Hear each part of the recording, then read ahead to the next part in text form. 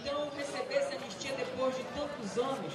Pela primeira vez, o Estado brasileiro vai vir pedir desculpas para os camponeses. Quando o Estado reconhece, né, o comportamento, inclusive delitoso, que teve contra parte da população naquela época, ele restabelece as condições da paz e as condições da reconciliação. É notório que o episódio da guerrilha tem muita pouca documentação oficial e que, portanto, contar essa história é um resgate da nossa própria memória, é importante e é um reconhecimento público de que essas reparações são devidas e de que o nosso país ainda tem muito a fazer para recuperar a sua história e a sua memória.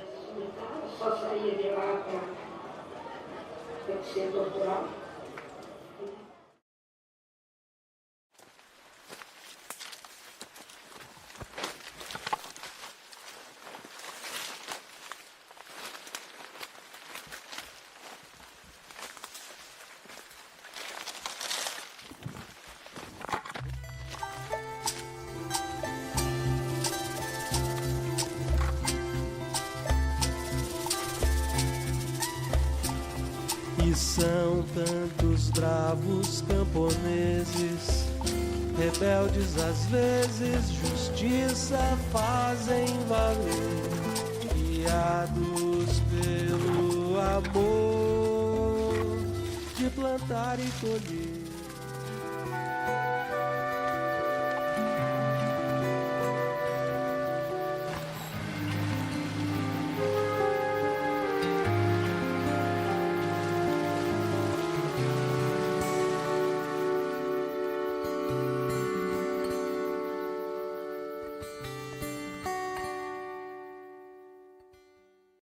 Eu vim pra cá em 60. Eu vim pra cá. Eu cresci para Tocantins, Araguaína, em 52. Quando foi em 68, eu passei para o Pará. Fiquei morando aqui até agora, nunca saí daqui mais não.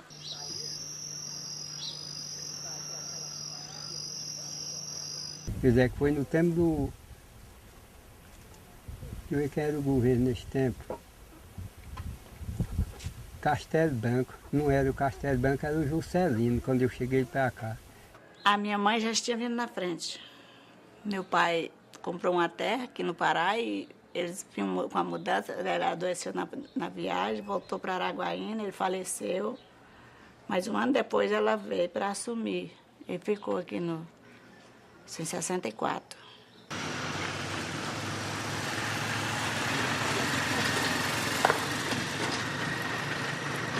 Que aqui era coisa difícil naquela época. Não era fácil, era mata pura, isso aí era mata pura. Quase não tinha ninguém.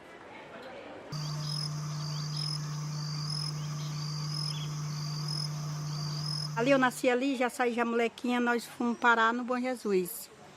Só que nós não morávamos no povoado do Bom Jesus, nós morávamos num tal de Cotovelo. Cotovelo assim porque vai quem quer, sabe? Aí da Lagoa, nós viemos lá para a beira da Fortaleza. Aí moramos lá um bocado de ano. Aí fizemos muita fartura. Lá nesse tempo não tinha dono de terra, lá a gente tirava o tamanho que a gente queria. Só aberando um garapézinho e pronto. Tocava a vida que queria, não tinha perseguição na sua vida.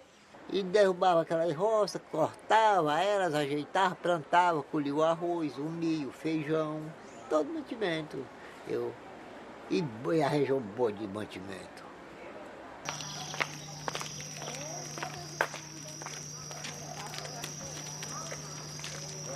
Eu vim para cá em 71, já morava em Imperatriz, e saí de Imperatriz, vim aqui para São Domingos do Araguaia. Eu morava no centro de mata. Então depois que eu passei, eu estava com dentro de 3 anos lá nessa terra, foi que chegou um outro vizinho para lá.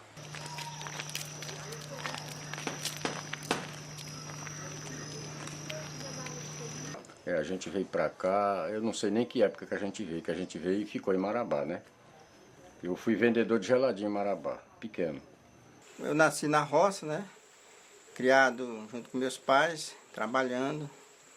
na agricultura, e também meu pai, através da minha avó, né, mãe do meu pai, que morava na cidade de Marabá, e deu uma oportunidade para a gente morar com ela para estudar, né? E a gente estudava, passava o período estudando. No mês de julho a gente retornava para a roça para passar férias. Em agosto retornava, aí ficava até dezembro a gente retornava e ficava 3 meses na zona rural de férias e ajudando os pais, né?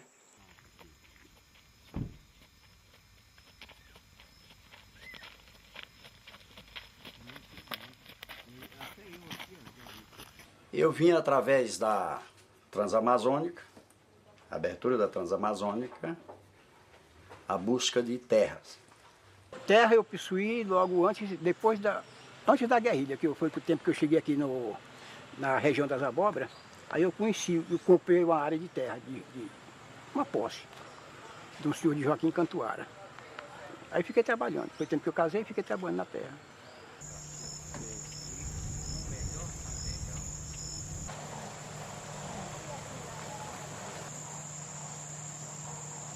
Vim para cá, aqui naqueles tempos, o pessoal mexia com castanha aqui nas matas, era com tropa de burro. Eu tinha umas tropas de burro, se ganhava bem dinheiro, levei minhas tropas para cá e fiquei trabalhando aqui no Castanhal. Trabalhei na borracha, trabalhei na castanha, trabalhei no garimpo de diamante, que aqui no Rio deu muito diamante na época. Trabalhei em garimpo de cristal. A metade desse pessoal aqui na região vivia de castanha.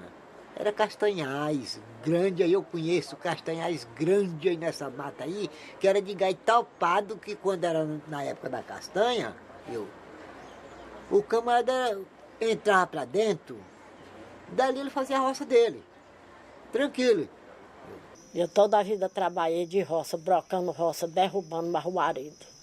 Todos que vieram para cá, vieram com essa atitude de explorar a terra, viu? E todos eram pessoas pobres. Viu? Essa ressaca aqui, isso aqui era só gente que realmente, quer dizer, foi realmente quando acabou o garimpo de Apinagé, eles ficaram por aqui. Quando acabou o garimpo surgiu o garimpo de Itamirim, eles ficaram por aqui.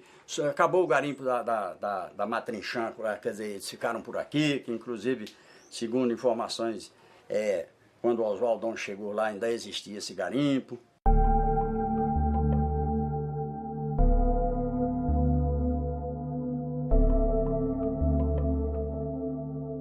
Na época ninguém sabia quem era.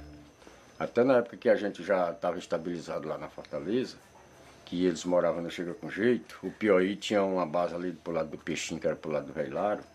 Eu sempre ia para a reunião, né, lá. E eles falavam que eram os paulistas. Sempre eles passavam lá com os animais carregados de mercadoria, né? Vestido de calça top, tênis, que é aquele 7 vidas, né? E revólver pendurado. A bainha de couro curtido que cobria o cabo do revólver, ficava só o fundo do cabo de fora. Pessoas diferentes, dizendo que eram os paulistas. E por paulista a gente não sabia o que eles estavam fazendo.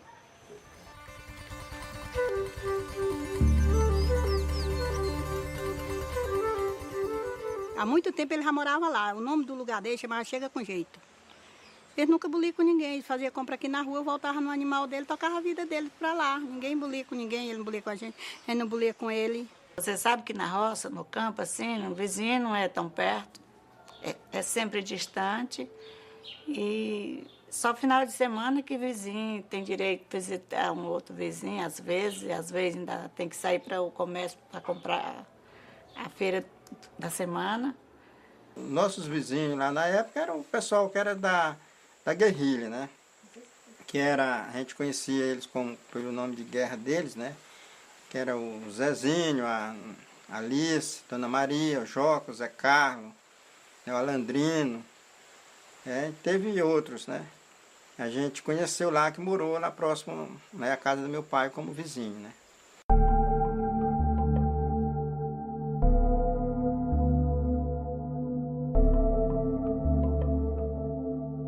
Eram uns homens bem parecidos, umas mulheres muito decentes. Inclusive, um dia eu encontrei com a Sônia Cristina. Aí eu com muito medo delas, porque elas estavam cheias de arma e eu nunca vi aquilo. Aí ela chegou a falar comigo assim: por que você está com medo de mim? Porque você tá com tanta coisa assim, eu tô vendo aí tanta bala na sua cintura, salva a vida de um lado, revólver do outro, metralhadora, eu tô com medo mesmo. Nunca vi isso, uma senhora, uma pessoa que nem você, sofrendo desse jeito. Sofrendo tá vocês. Vocês estão sofrendo o massacre do governo. E começou a falar. E nós estamos lutando pela pátria, pela nossa liberdade, pelos minérios, pelo ouro da Serra Pelada e pela a ferrovia. E vocês estão humilhados. O atrativo de ter acontecido os conflitos aqui não foi só o difícil acesso. Também aqui já era uma região de conflitos, né? De conflitos até anteriormente mesmo, fundiários, porque a gente do conflito fundiário não é só dos anos 70 e anos 80 aqui. Anteriormente já tinha também. Eu acho que esse contexto social, essa movimentação social levada ao conflito pelo direito, pelo que é escasso, como diz alguns autores, também atraiu o pessoal do PCdoB a vir para cá.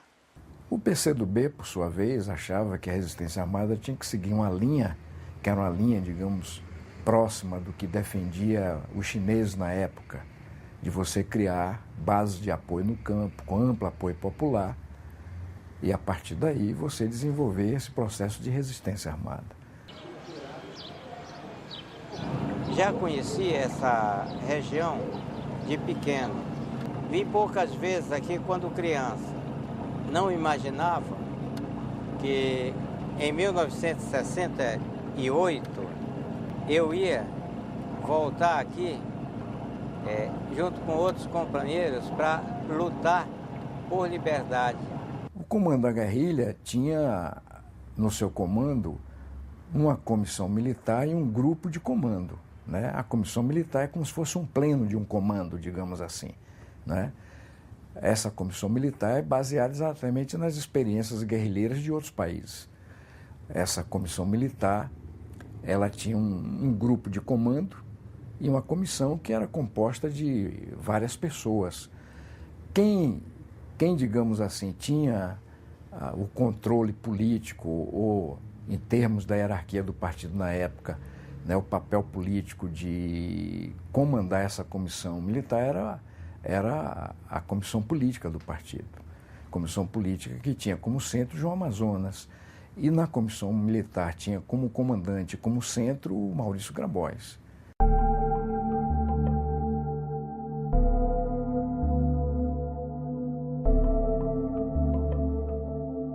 E junto ao Grabois você tinha figuras também de respeito, como João Amazonas, como Elza Monerá, como o próprio Ângelo Arroio, até o próprio Oswaldão, né, o João Carlos Haas também, né? Todos eles, evidentemente, eram figuras destacadas, quadros experimentados, né?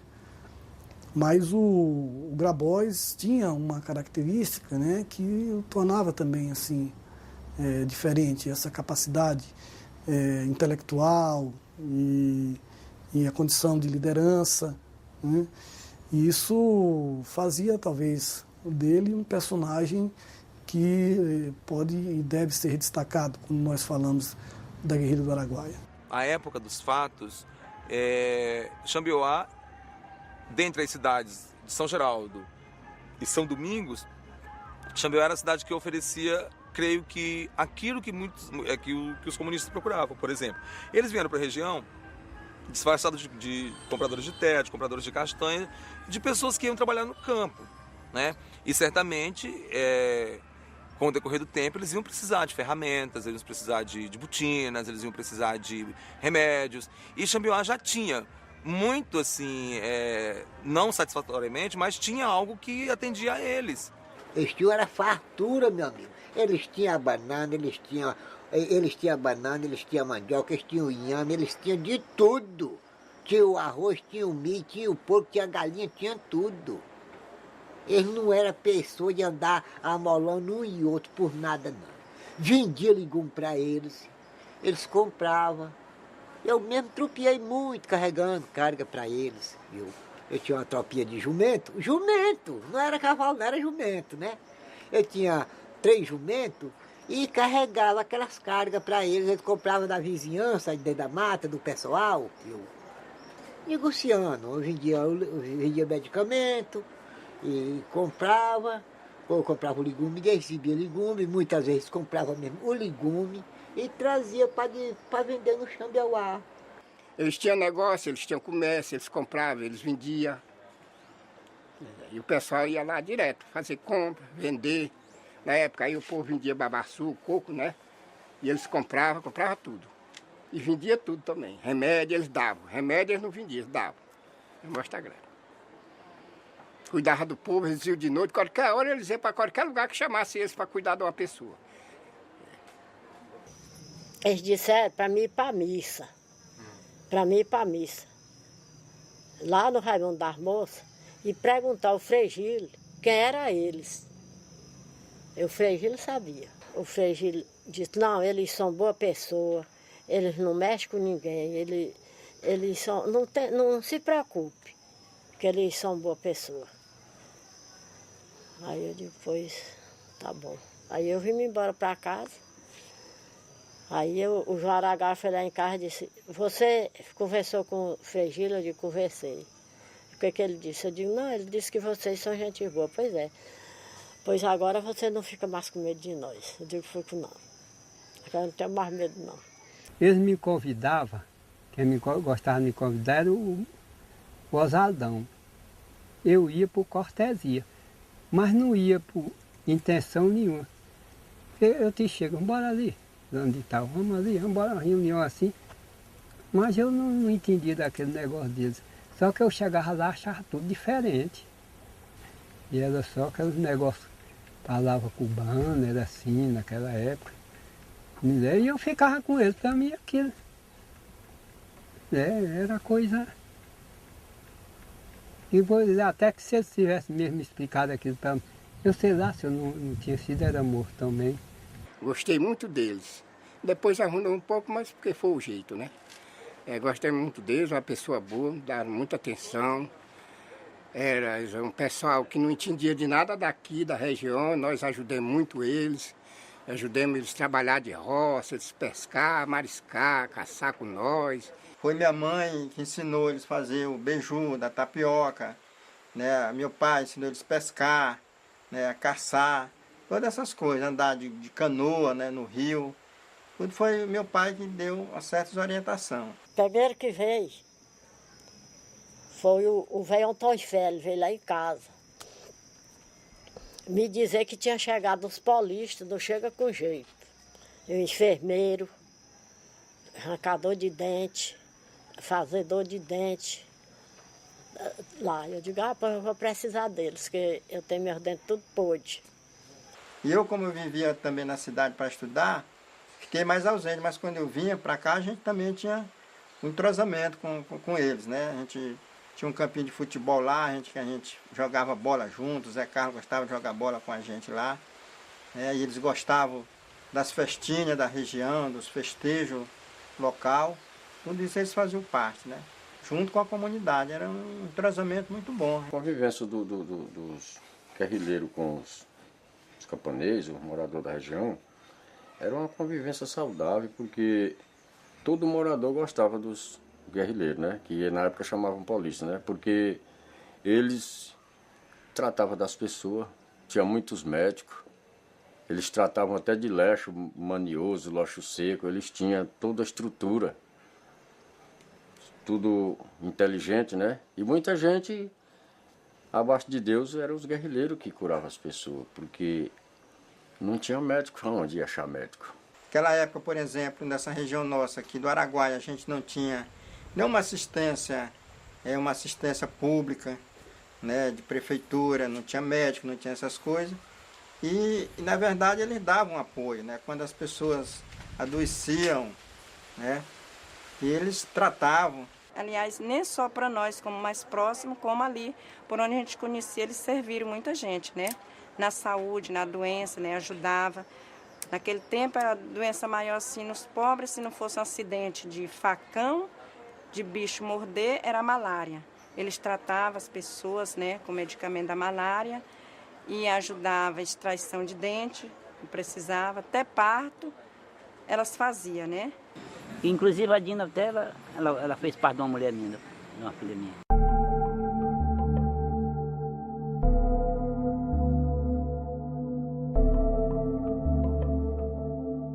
Quando chegou esse pessoal da guerrilha, o Paulo atendia as pessoas como médico, depois chegou o Juca, a Dina.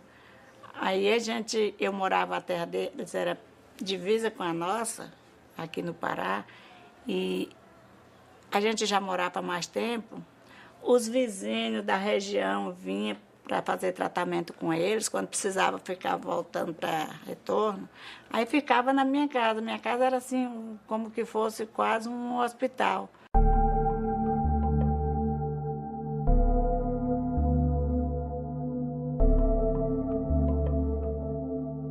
Nós era um bocado de vizinho que tinha dentro da mata lá, né?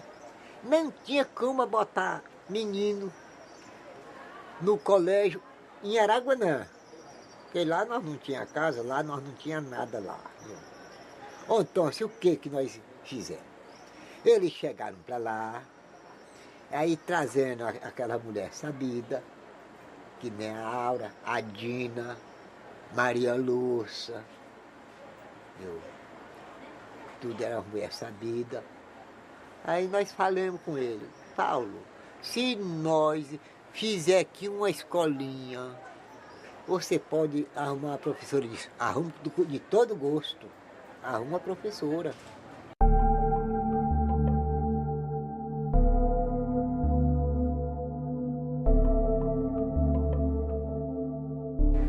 Aí nós juntamos nós dois, fomos no mato, cortamos um pau, cortamos as madeiras, ficamos, tiramos papaya, cobrimos o colégio, rachamos as taúbas, tiramos enchimento bom, estaqueamos de redor todinha.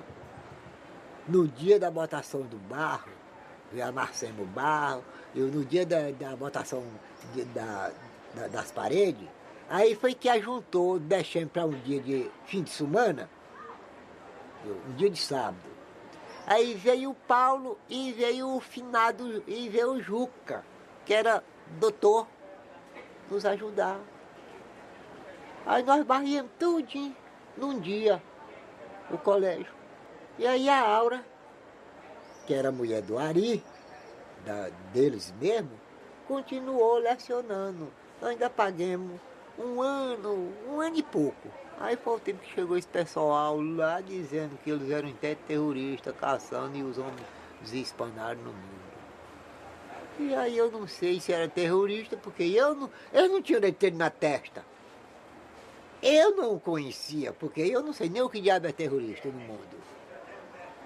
Lá na nossa região, nunca nem tinha visto ninguém falando desse povo de terrorista dentro do nosso Brasil. E aí, essa história de terrorista, mas terrorista, eu acho que eles não eram terroristas, porque a fala deles não era enrolada, era fala brasileira igual nós. E eu acho que no nosso Brasil não tinha não tem terrorista. Aí a gente entrosou junto com eles, e aí que a gente conversando, e eles falaram o que estavam fazendo lá. O Nuni puxou essa pauta, e o Orlandinho, que ele estava estagiando, estava fazendo assim um tipo de ser o lado do pequeno, porque sempre o pequeno era escravizado, que naquela época era ditadura militar, né?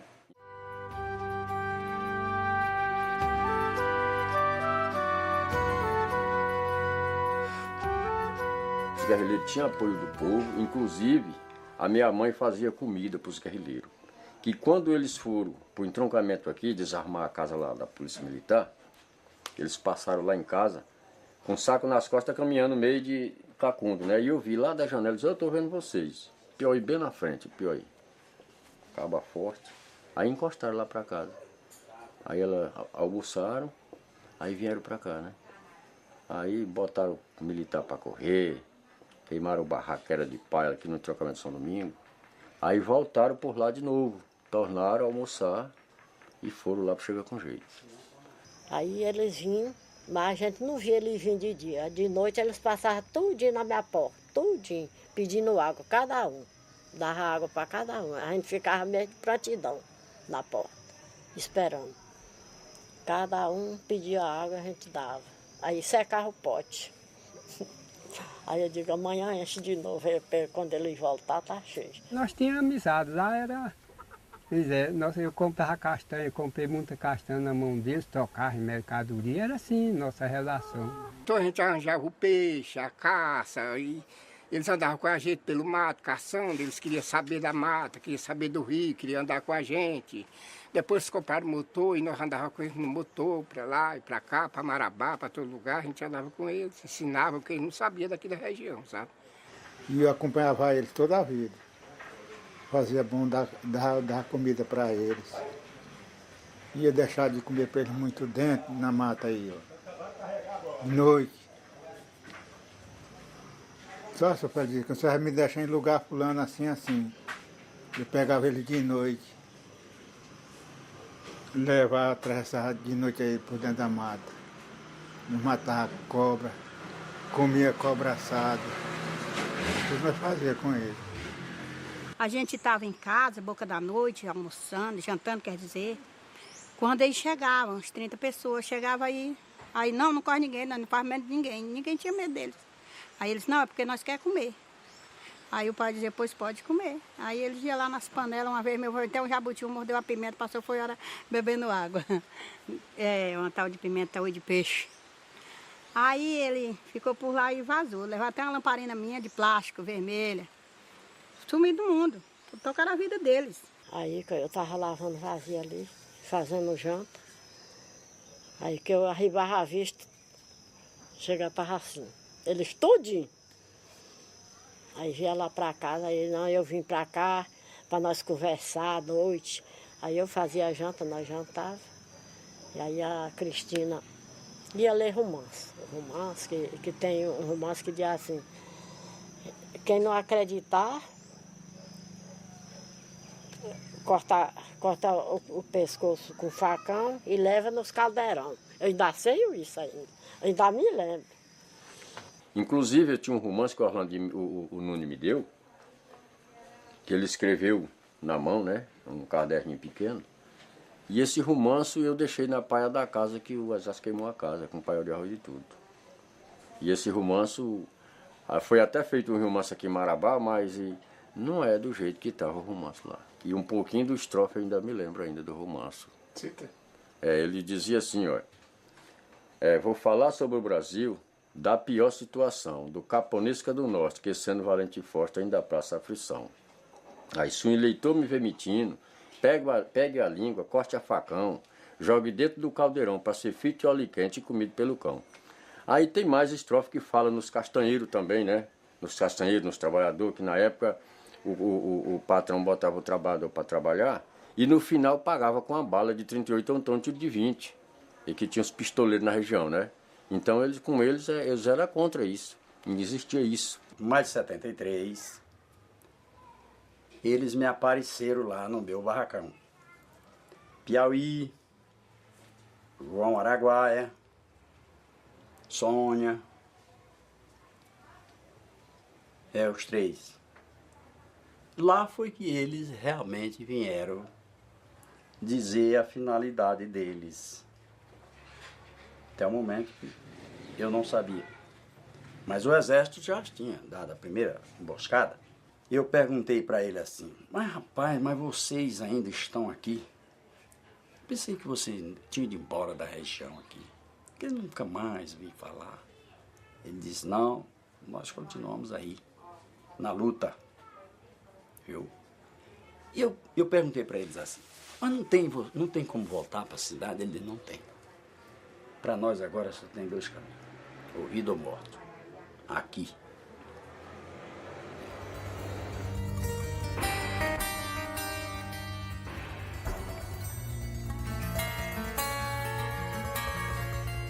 Aí foi o tempo da guerra, aí ficamos barulhados, para lá e para cá. Foram 3 campanhas de cerco e aniquilamento assim chamadas. com a mobilização de contingentes militares maiores do que foi para a Europa ou participação na Segunda Guerra Mundial. Então foi um contingente maior, né? Esses contingentes, eles foram crescendo, porque a primeira campanha de cerca e aniquilamento, eu acredito que eles envolveram em torno de 5.000 pessoas. Quando o exército apareceu, né, foi o pessoal do INCRA a primeira vez, eu não recordo muito, a gente vai esquecendo. Aí que foram embora, aí passou uns dias, uma semana, tornaram voltar. Eles vieram como paisanos, né, como pessoas do INCRA.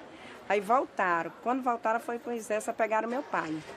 Ficaram uns 8 dias lá, dentro de casa. Procurando saber. Já os paulistas tinham corrido, já tinham ido embora para lá. Tinham sumido tudo, sabe? Quando eles chegaram lá. Aí quando eles já resolveram sair, me levaram. Seu Eduardo, você vai até Marabá contar uma história para aquele pessoal. Sei que o pessoal é. Marabá na época já estava cheio de soldado, né? Só que ninguém sabia que era soldado, que era major, tinha coronel, tudo desde Marabá. Mas ninguém sabia quem era. E eu passei a noite conversando com esse povo, mas eles não disseram quem era, nem eu sabia com quem estava conversando. A gente não sabia se estava vivo, se estava morto. Aí o desespero na família entrou. Aí voltando, antes disso, o pessoal lá, os paulistas, começaram a sumir, né? Como foi o sumiço deles? Que passaram, acho que foi o Joca, ou foi o Zé Carlos, mas a Dona Maria passou para mãe, que iam morar no centro da mata, né? Tinham tido uma terra lá, tirado uma terra e iam para lá. Aí a mamãe dizia, vocês vão deixar saudade, quanto tempo, né? Deixar a gente. Não, mas a gente volta. Na primeira vez, eles contavam com um contingente não muito grande. Na medida em que eles foram descobrindo as dificuldades que teriam, esse contingente vai aumentando. Mas esse aumento é um aumento mais quantitativo do que qualitativo. Se baseando muito em recrutas. Ou em soldados que não tinham experiência no combate à guerrilha. Isso leva a que muitos deles, ao entrarem na mata, ficassem assustados, preocupados, porque eles não conheciam a mata e não sabiam quem eles iam enfrentar. Quando foi às 6 horas da tarde, foi a hora que chegaram os militares, já em procura deles. Aí chegaram, atacaram a minha casa lá. A hora que eles atacaram lá, às 6 horas, e foram lá na casa deles, mais um cunhado meu. Lá eles pegaram as coisas que tinham deles lá e mandaram eu tocar fogo na casa no outro dia. Aí eu fui tocar fogo na casa no outro dia, com as coisas deles que tinham tudo dentro da casa. Queimaram as casas, queimaram o legume de roça, queimaram tudo. Me queimaram, foi tudo, eu não fiquei. Fiquei com a calça cortada aqui, de ajudar a carregar saco de bala nas costas, dentro da mata, que eles me levavam para a mata para ajudar a carregar saco de bala. Calçado numa botina velha, um facão velho de pendurado de um lado, e só foi o que eu fiquei com eles. E a mulher, eles mandaram sair 6 horas de casa, viu? Com 7 crianças, uma molinha no braço, com 14 dias de nascido. E os outros caminhando devagarzinho foram para a casa de outro vizinho e eles largaram fogo na casa, queimou tudo. 6 horinhas mandaram eles sair, que disse que iam fazer uma visita lá na casa federal. Foram lá avisar que era para sair da casa, viu? Largaram fogo na minha casa, queimaram com tudo que tinha dentro, não foi tirado nada, só as crianças, a mulher com as crianças, que são com a panela de comida fervendo na cabeça para dar de comer as crianças lá, com 14 dias de resguardo. Aí quando foi 6 horas da tarde, eles passaram. Os militares passaram de volta para saber se tinha tocado fogo na casa. Chegou lá que viu a casa tocada fogo, passaram lá em casa. Se você tocou fogo na casa, toquei. Nós passamos por lá. Aí ficaram frequentando a casa toda aqui. A terra lá onde eles moravam, e rodeando minha casa diretamente, porque o setor que eles moravam era ali, né? Eles ficaram andando. Aí nós fomos, eu fui mais ele. Aí chegou lá ele comprando madeira, arroz, cereais, né? Mas que nada, ele estava fazendo uma rastreação. Ele do exército. Aí passado uns 8 dias, eu desconfiei do Nonato e disse, Nonato, tu não é comprador de madeira não, nem de arroz não. tu é qualquer coisa aí que tu tá fazendo uma rastreação. Mas como, moleque, tu vai dizer isso? Eu digo, eu sei. Aí ele me falou que era do Exército, que estava fazendo aquela rastreação e me contou a história, né? Era mandado pelo governo federal, então eles iam fazer uma limpagem lá. Os militares chegou o Nonatão. Chegou lá em casa gritando ó de casa. E eu estava arrumando minhas meninas lá dentro. Aí ele gritou de casa. Aí eu disse, sou de fora. Cadê o marido? Eu digo, não está. Ele foi para o São Domingo, ontem foi sábado, hoje é domingo. E eu estou me arrumando para ir para lá. Aí eu saí. Aí ele disse, pois aí você vai atrás dele? Aí eu disse, vou nada, não vou não, nunca andei atrás dele. Não vou atrás dele não. Aí ele vai, eu digo, vou não. Vai sim. Aí eles meteram as armas em mim. Aí eu disse, ai meu Deus, o que foi que eu fiz? Que vão me matar. E eu nascia para criar. Aí eu peguei a chorar. Aí nessa, a gente já me derreteu toda. Aí eu digo, ai meu Deus, agora eu estou morta. Aí saí com a neném chorando e gritando, ele, olha, cala a boca. O povo da mata está por aí. Eu digo, eles não estão aqui. Eles não estão aqui. Tá, eles estão por aí. Eu digo, então não. Se esse povo vai atirar em nós aí, a primeira quem vai matar é você. A primeira que vai morrer é você. Nós vamos lhe matar. E eu digo, meu bebê assim, também. Vai matar todo. Vocês duas. Aí volta lá, acaba com o resto lá e nós morremos, mas vocês morrem também. Aqui na igreja, que o primeiro passo que eu vi errado, que os soldados fizeram, foi massacrar o padre Roberto com os olhos dele aqui. Eles quiseram arrancar os olhos do padre Roberto com o dedo. Era da cor dessa máquina, isso aqui é ao redor do olho dele. A coitada da Aura disse que mataram, só por notícia, mas que eu não vi mais esse pessoal. Só vi então o dia que eles saíram. E vi a judieira que eles fizeram comigo, que acabaram com o que era meu. Mas ele disse, você está preso. Eu digo, é. Aí que é o mais certo, porque preso eu já estou. Aí me levaram para uma cadeirinha lá ali no Xambió, que era em Ribeirão Alto que tem. Aí lá eles me humilharam demais no meio do rio, rapaz. Pois é, de perguntar se eu não tinha medo de morrer, eu digo, se ser para morrer, eu já estou morto. Eu acho, eu não estou falando né, do Exército, mas eu tenho para mim que o Exército terrorizou mais. É porque para pegar 69 homens, pessoas, um grupo de militar tremenda, e que eles, se fosse sem os guias, eles não pegavam ninguém não. E os guias que foram ser guia do Exército, eles primeiro apanharam, sofreram, foram chutados, espancados, judiar, como ninguém se faz nem com animal, né?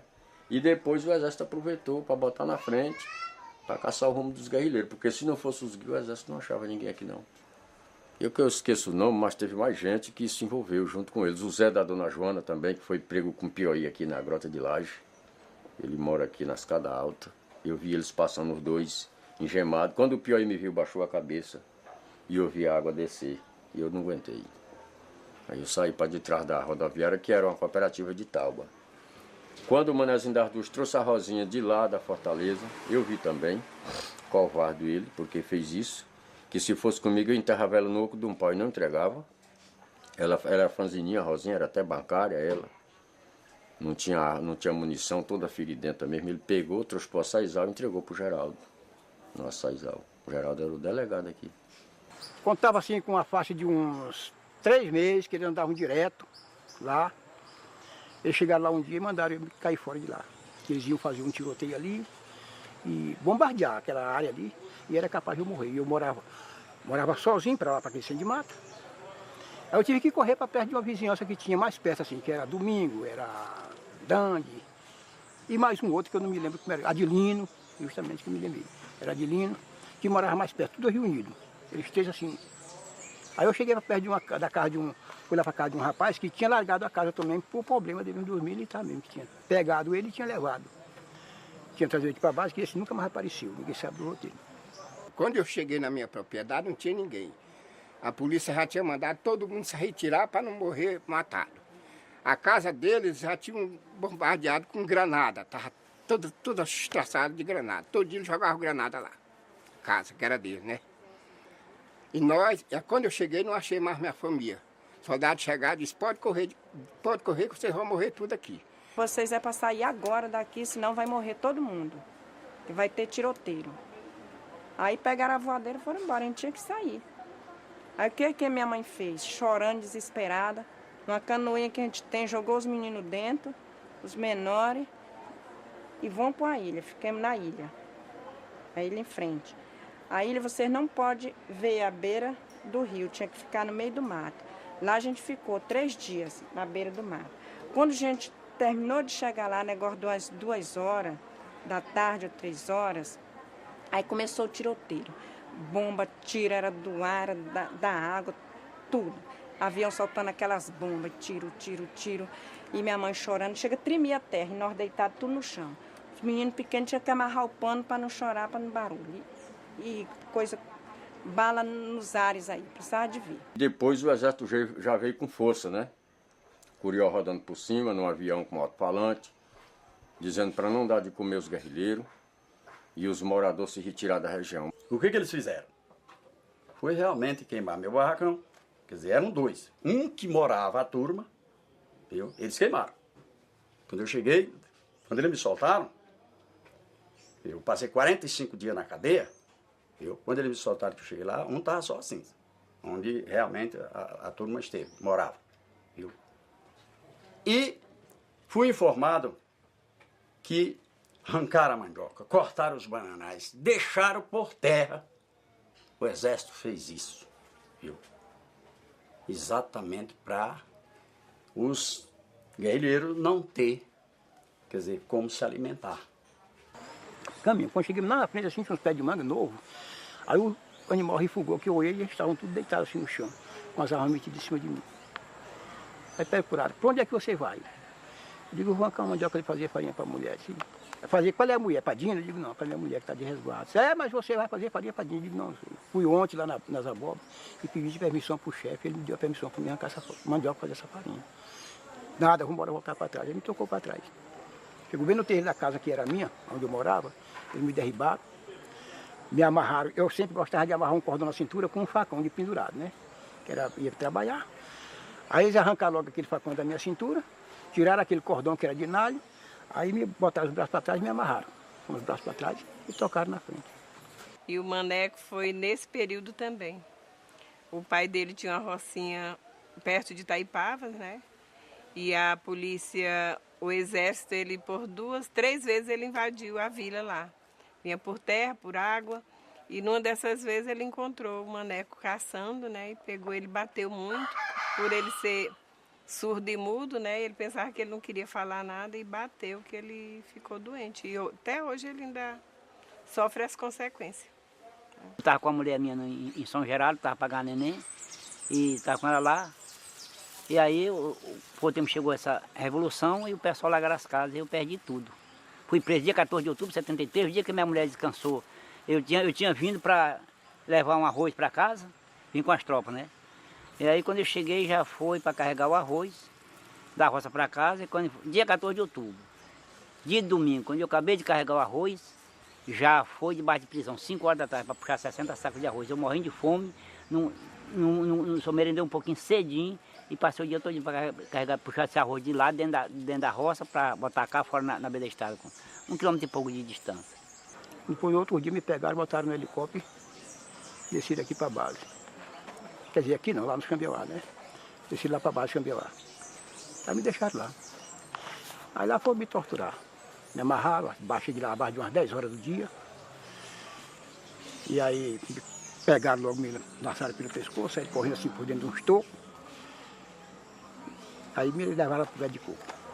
Lá no pé de coco, me botaram assim, com as costas no pé de coco, me amarraram com os braços para trás assim. O mesmo cordão de nalho que eles tinham me amarrado. Me amarraram com os braços para trás assim. E aí aquele facão que justamente era da minha cintura, aí eles estavam com ele. Aí eles meteram o facão nos meus peitos, batendo. Aí quando saí dali, ficava o facão lá, de junto um toco que tinha assim, ficava o facão lá. Aí ia pra lá, pra casa lá. Aí tava por lá, tava, quando era mais tarde eles vinham, chegava e tornava a me bater. Eu só esquentando, de umas 10 horas, só foi esquentando, tinha um formigueiro de fogo assim no pé do coqueiro, e o adubo que eles botavam lá pro formigueiro era açúcar, que era para juntar muita formiga, né? E lá empesteado de formiga de fogo. Eles assanhavam aquela formiga, e aquelas formigas subiam. Eu só de short, sem camisa, e aí aquela formiga subia. Só não mordia dos meus olhos porque eu fechava os olhos e a boca para ela morder, mas o que era do resto do corpo ela mordia em tudo. Até 5 horas da tarde. Quando foi 5 horas da tarde, foram lá, me tiraram e levaram lá para uma barraca. Aí lá foram me identificar. Para mim dizer o que eu tinha feito e o que eu tinha visto os outros vizinhos fazer. Eu digo, não, o que eu fiz, nada. E os vizinhos, eu digo, também os vizinhos nunca vi fazer nada. Aí o pau quebrava de novo. Viu que eu não dizia nada, que eu não contava e nem aumentava a conversa, que as que eu não tinha visto, e nem falava dos vizinhos. Aí me botaram choque. Botaram o choque na orelha, no beijo, em todo canto do corpo eles botavam. Né?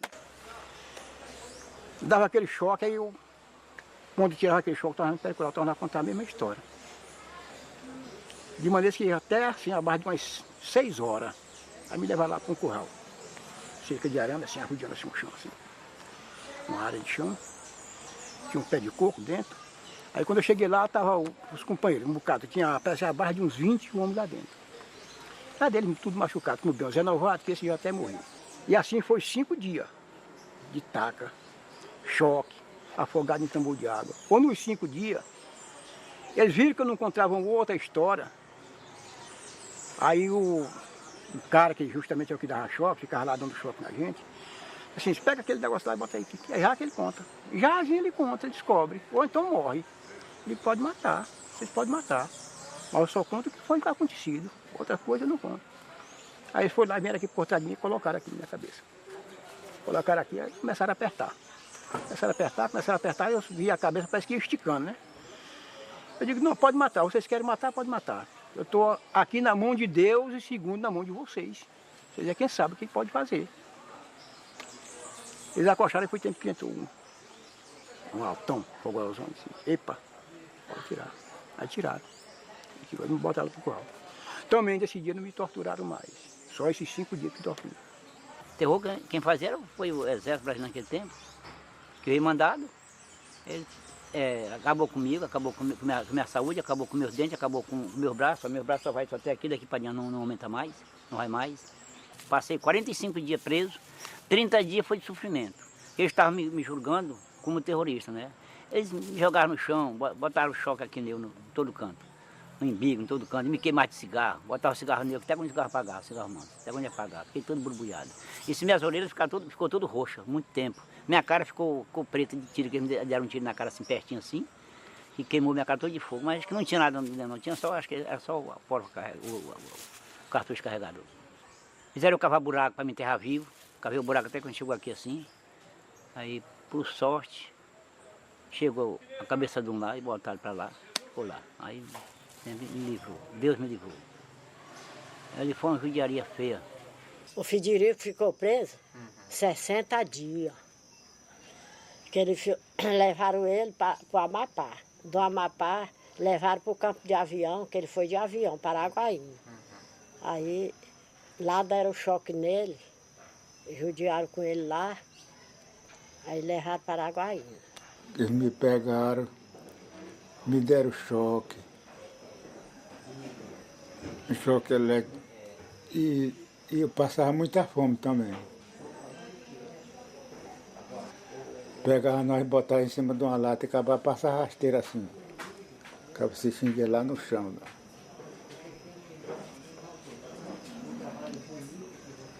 De vez em quando era ataque lá na cadeia. Aí me disse que o Federico não conhecia ninguém, estava louco. Aí estava na Bacaba. Aí a minha menina mais velha, a que mora no Maranhão, foi deixar roupa para ele, e calçado, e uma chinela. Foi deixar cigarro, foi deixar para lá para ele. Chegou lá, ele não conheceu a menina. Aí a menina ficou chorando. Aí o doutor Terra, pegou a menina e saiu conversando com ela. Minha filha, seu pai não era assim, não. Não, meu pai não era assim. Meu pai conhecia nós tudinho, meu pai, quando via nós, abraçava e cheirava, beijava nós.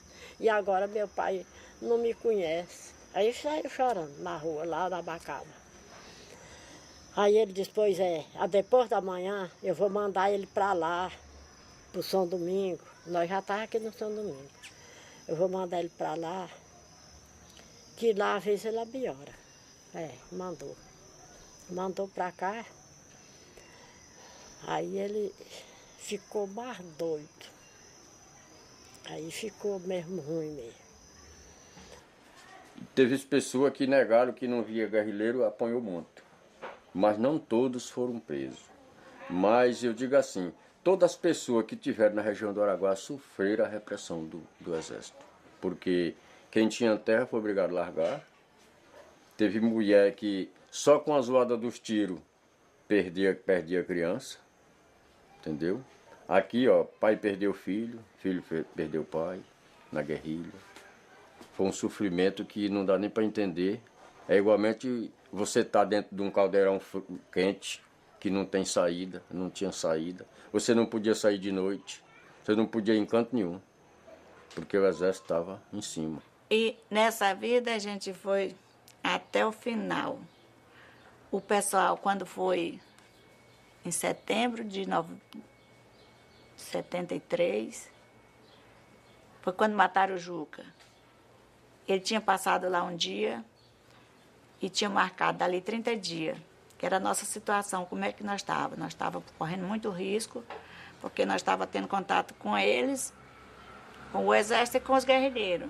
Eles estavam achando que a gente estava muito exposto. Eu não podia ir para a mata por causa do menino. Aí ele foi com a decisão para ver o que nós ia, como é que ia ser a nossa vida.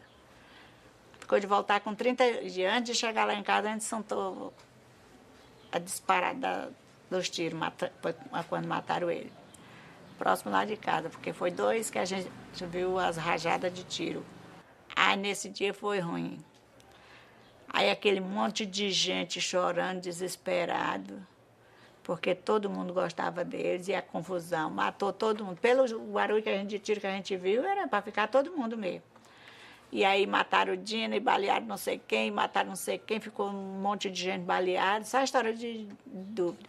Os militares, eles isolaram as roças que davam apoio aos guerrilheiros, afastaram eles de suas bases de apoio, mesmo dentro da mata, e os colocaram em condições de não só não ter mais armamentos suficientes, mas de não só não ter alimentos, como as condições mesmo deles se vestirem já eram as piores possíveis.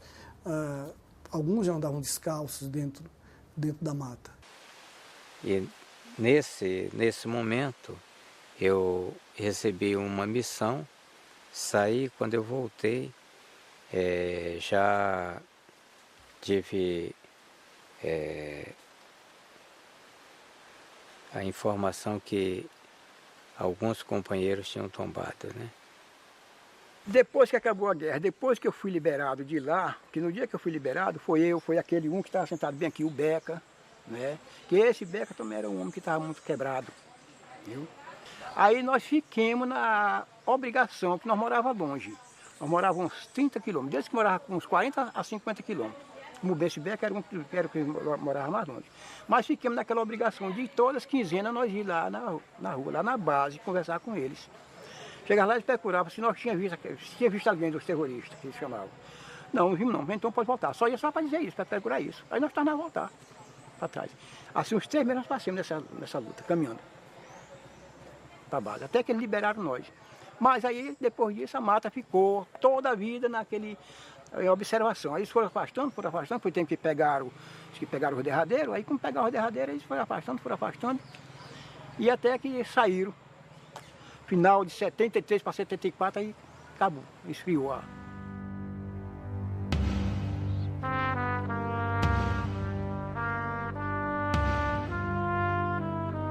Até quando a gente achou que tinha acalmado um pouco a guerrilha, o próprio pessoal do Exército Uma vez que encontrou com meu pai, deu uma certa segurança, que ele podia voltar, que ele podia ir lá, arrumar as coisas dele e tal. Mas ninguém ficou confiante, né? Porque a gente ouvia sempre tiroteio lá nos arredores, né? Aí, nesse dia lá, a gente foi para lá, para trabalhar lá, arrumar Meu pai tinha colhido bastante arroz lá, que estava lá dentro, jogado lá, né? A gente foi para arrumar lá.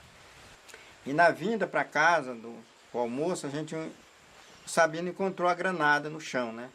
Estava no meio da estrada lá, do lado da estrada. Ele pegou a granada e levou para onde eu estava. Ele mostrou primeiro para o seu Raimundo, foi a pessoa que ele passou primeiro. O seu Raimundo mandou que ele jogasse fora, que ele não sabia o que era. Aí ele passou e chegou onde eu estava. Eu estava esperando por ele na estrada. Aí ele diz: olha, Laura, que eu achei esse negócio aqui ali no chão. Aí eu recebi da mão dele, né? E fiquei com ela na mão esquerda, olhando. Né? Quando eu forcei no pino de segurança, sem saber também, eu não conhecia, né? Quando eu forcei, ela desarmou e explodiu, né? E o rapaz, o Sabino, morreu na hora, né? Pegaram o barco, voltaram lá, pegaram o defunto, o pai, a mãe. E nós ficamos, o mais velho ficou com as criançadas, que nós éramos 10, 11 com de criação. Aí desceram, 3 horas de viagem para São João do Araguaia, de barco, com um morto e um para socorrer. Quando chegou no São João, o transporte que arrumou a caçamba da prefeitura de carregar lixo. Botou na assoalho da caçamba e veio para Marabá.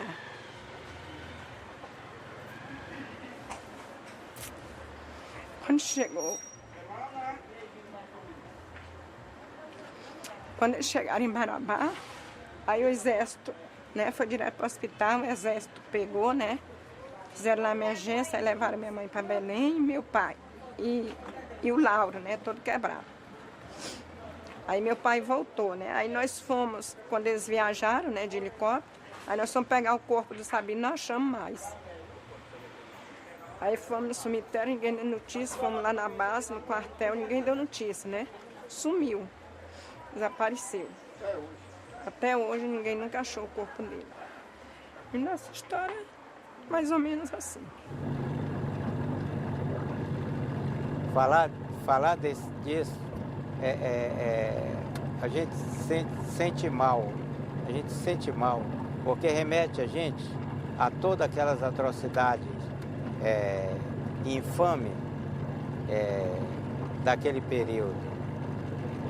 Estou falando isto aqui não como revanchismo, porque todos nós sabemos que toda a Força Armada, ela é sustentáculo de um poder político. E aquela Força Armada sustentava aquele governo tirano. Os camponeses, quer dizer, continuaram amedrontados. Depois que voltaram da cadeia, viu que voltaram às suas terras, outros não voltou mais às suas terras, outros foi realmente colocado, quer dizer, num loteamento, quer dizer, feito pelo o poderoso Curió, viu? E realmente ficaram, quer dizer, nessa situação, viu? Outros perderam as propriedades, não voltou mais lá. O que era nosso se acabou tudo lá. Depois a terra, não sei para onde foi, eu tinha 70 arqueiros de terra naquele tempo. Na época o Inca levou, só ficou 40. E aí esses 40 desapareciam, perdi tudo que tinha. Eu mexia com cana, eu tinha muito negócio, ganhava dinheiro, eu tinha muito trabalhador, tinha meus animais de serviço, tinha meu gadinho, tinha tudo, isso acabou tudo. Acabou tudo. Os camponeses ficaram tudo humilhados, com medo de tudo, todo mundo doente, tá morrendo direto, gente morrendo. Nunca ficaram bons, aquele pessoal que foi massacrado como eu e muitos já morreram, né? Já não é mais vivo. E os outros, como eu e outros doentes, outros doidos assim, bem tem um, tá quase doido. Você não pode ficar aqui mais não, você não pode ficar aqui nesse lugar. Eu fui falar, procurei para ele, me diga uma coisa, isso aqui é Brasil? Ele disse, é Brasil, é. Depois eu fiquei aqui, depois eu posso ficar aqui. Eu vim para aqui porque aqui era Brasil, que eu sou brasileiro. Se eu tivesse ficado na minha terra, naquela época, como eu estava começando, hoje eu tinha dinheiro, hoje eu tinha condição de comprar muita coisa. Mas aquilo tudo se acabou em fogo. Que tudo se acabou em fogo e se acabou em nada. E aquilo que eu tinha não era roubado, era trabalhado e ganhado ao suor. A gente ainda sofreu muito, ficou assim um vazio, uma história triste, assim uma fumaça, não sabe? Quando tem um tiroteio, não fica uma fumaça, assim era a história da guerra, aquela fumaçona, aquela solidez, aquela luta, sofrimento. Aí vem aquela história da reforma agrária, dos sem terra, a reforma agrária no papel antigamente, né? Aí vem vindo aquela história da reforma agrária, lá vai. Os políticos atuais chegavam aqui, faziam a cabeça do povo, carregavam e viver em Brasília e o povo aqui só não ataca.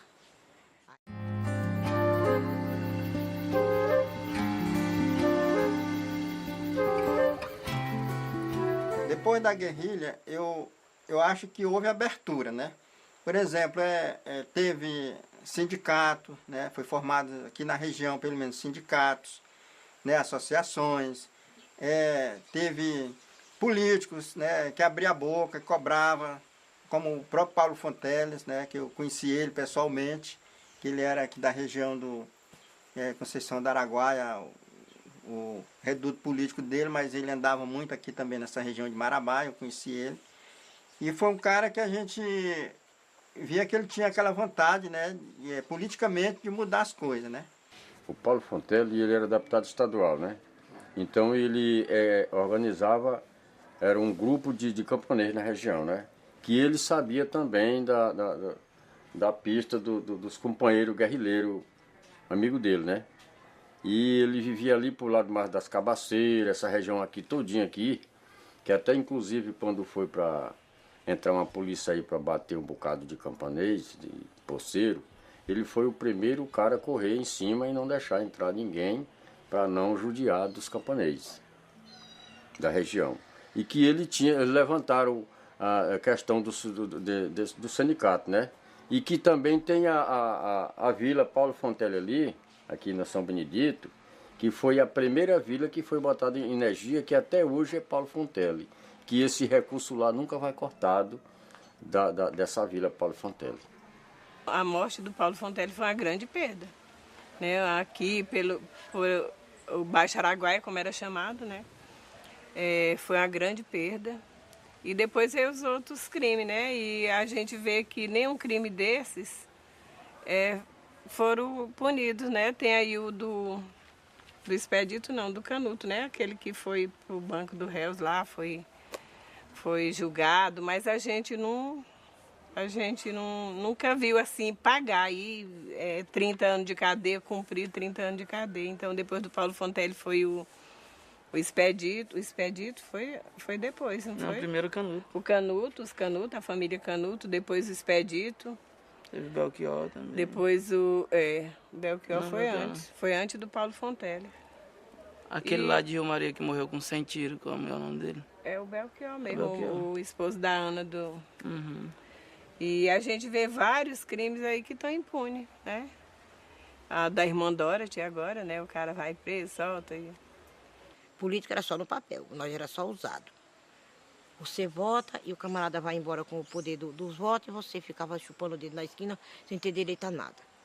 Hoje não, hoje através disso nós conhecemos que nós todos temos direito à política, temos direito a ser candidato, ser votado, votar, que nós não sabíamos disso. Nós conhecemos também aquele direito que os governos só vêm a ver, ninguém tem direito a nada, hoje todo mundo é salariado, tem Bolsa Família, tem Bolsa Escola, tem vários tipos de ajuda que esse governo está fazendo para nós. De mais importante foi alcançar a abertura democrática. Que sempre o Nunes me falava, dizia, ó Zé, eles vão morrer tudinho, mas a história vai ser gritada no Brasil, a democracia, e ficarem vocês em liberdade. Que hoje nós estamos, a gente diz o que quer, né, hoje, que no governo militar ninguém podia falar nada que iam morrer, né, morria. Foi jogado aqui amor libertário, amor à nação, amor a tudo isso que existe. Os meus companheiros, o que deixaram foi exemplos positivos e saudade que o tempo não vai apagar. Então, um pouco isso aí.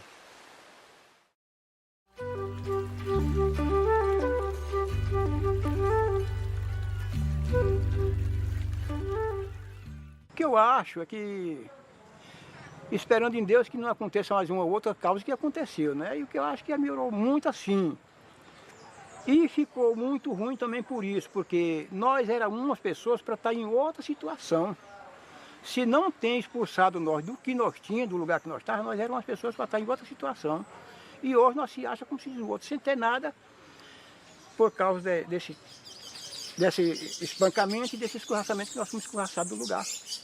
Aí perdemos. E até hoje tem gente que não se manifesta com medo ainda. Até hoje. Com medo da repressão, que ela não foi brincadeira, né? Cada vez que o pessoal dos direitos humanos vinha aqui, que eu comecei a assistir isso, desde a primeira vez que veio os elementos aqui, que inclusive veio irmã de Oswaldão, veio o irmão de Ari Valadão, quer dizer, que era deputado federal na época, veio aqui, desde aquela época. Toda vez que eles vinham, quer dizer, atrás vinha o pessoal do Exército. Aí deixa que quem realmente foi envolvido aqui na guerrilha, quer dizer, não abriu o jogo. Quando eles se recolhiam, viu? Quando eles se recolhiam, e o pessoal dos familiares, aí o Exército mandava chamar. Quer dizer, os guias, os camponeses, para saber o que eles falaram. Quer dizer, viu? Então, o pessoal ainda continua amedrontado. Quando o seu Zezinho veio, nós fomos tratar um pouco com medo de falar a verdade, né? Porque ele não está falando mal, está falando o que aconteceu com a gente, né? Então, só quem deu entrada nesse negócio foi eu, porque não tive medo de conversar com o Zezinho. E os outros, tudo. Agora, depois que o negócio foi se abrir para conversar. Em 2005, a Comissão da Anistia fez uma sessão em Brasília, na sede do Ministério da Justiça, onde nós apreciamos em torno de 23, 25 processos de guerrilheiros vivos e processos que foram requeridos por familiares de guerrilheiros que morreram em combate. Então, a partir do julgamento daqueles processos, abriu-se a perspectiva de julgamento de processos dos camponeses, propriamente ditos, pessoas moradoras da região, que foram vítimas também da ditadura militar.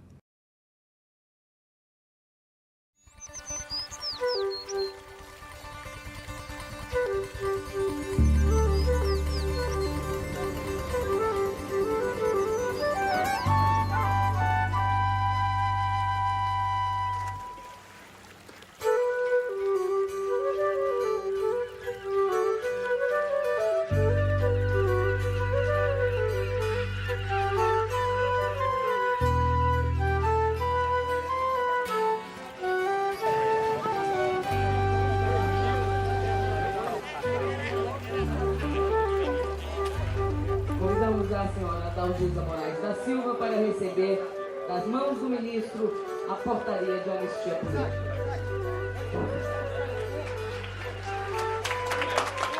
Eu fiquei muito feliz agora, muito mesmo, porque eu estou sabendo que os companheiros que começaram através da nossa ajuda, minha e do Zezinho, da nossa orientação, já vão receber também.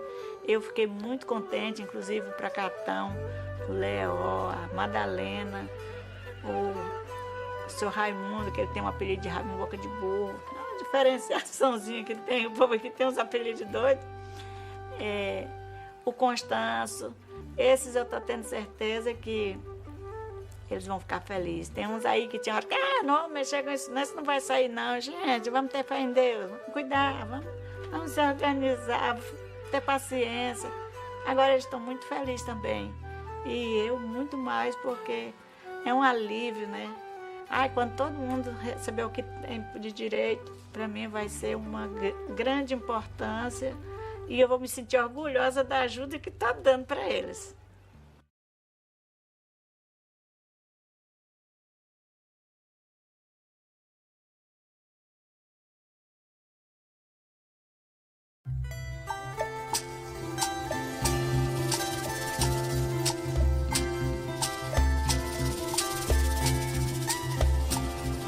E são tantos bravos camponeses, rebeldes às vezes, justiça fazem valer, guiados pelo amor de plantar e colher.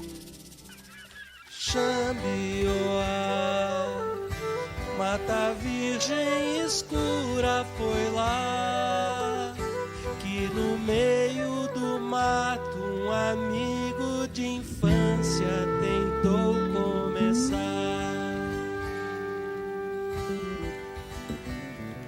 Ah, foi por lá onde o povo sofreu pra contar como um jovem sozinho valia por 30 em qualquer lugar.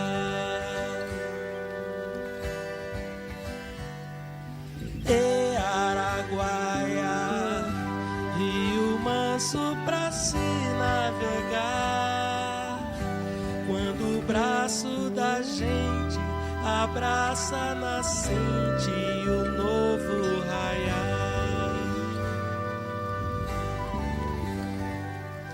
E Marabá, Altamira, Estreito, olhem lá, ainda brilha até hoje a vida do